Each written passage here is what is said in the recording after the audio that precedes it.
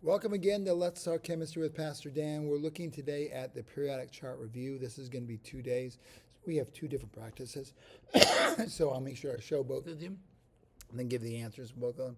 I'm not going to go through because we've done that in all the other practices there, so we should be good.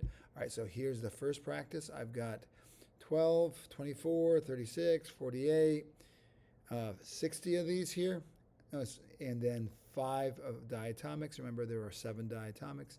So I want you to identify valence electrons. Remember, those are the columns.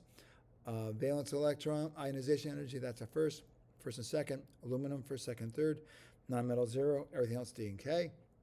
Electron affinity is going to be either yes for non-metals except for the noble gas, and no for noble gas and everything else.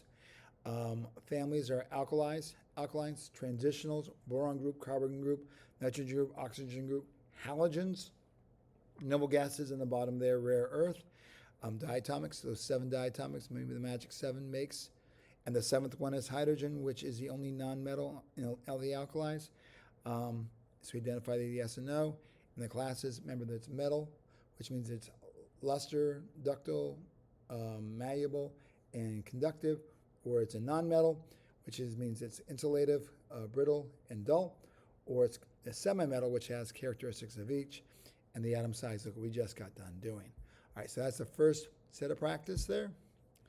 And then this is the second set of practice here. So we have a similar thing here. We have 15 of these.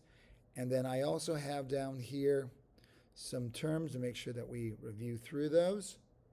Okay, so stop, copy them. All right, and do these. Alrighty. Before I give the answers, let me give the answers first, and then I'll do my talk. So if you wanted to do what you want to do, you can do it. All right, here's the second set. Answers. Oh, where's the? Yep, there's the answer to the first set, rather. And did I show this one? Yeah, yes, I did. Okay. And the answers to the second set. There we go.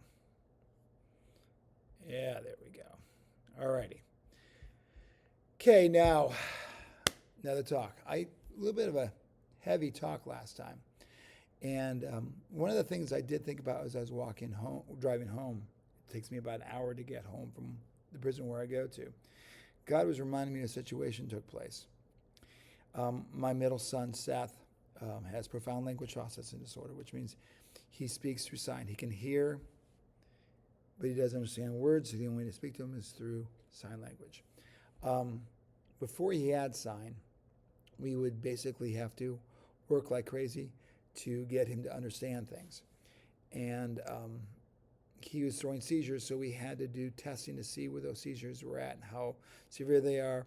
So he had to have an EEG. Now, Seth hated to have anybody touch his head. I mean, cutting the hair was a huge ordeal. We almost had to do it when he was asleep so he had to have it done. So they bound him up, and he wasn't too bad with that. And then they started messing with him, and he just went nuts. Started flailing along, and the nurses and the technicians looked at me and said, "Dad, you got to contain him." So I had to literally lay on top of my son, bear hug him, and he was literally eye to eye, face to face to me. And in that instant, he had no words, but I could see in his eyes this look of absolute betrayal. "Daddy, what are you doing to me? You're supposed to protect me. You're hurting me. This doesn't make sense." And God spoke to me then and said, "That's how I feel when I go through things that are hard for you. But I know that you have to go through them. I'm here. We'll get through this together." And that's what God's love is. He's there all the time. And hopefully that gives you an appreciation, that gives you an understanding of God's love. I love my boys, my daughter, with all my heart. And God loves you far more than that. That's it for today. Take care.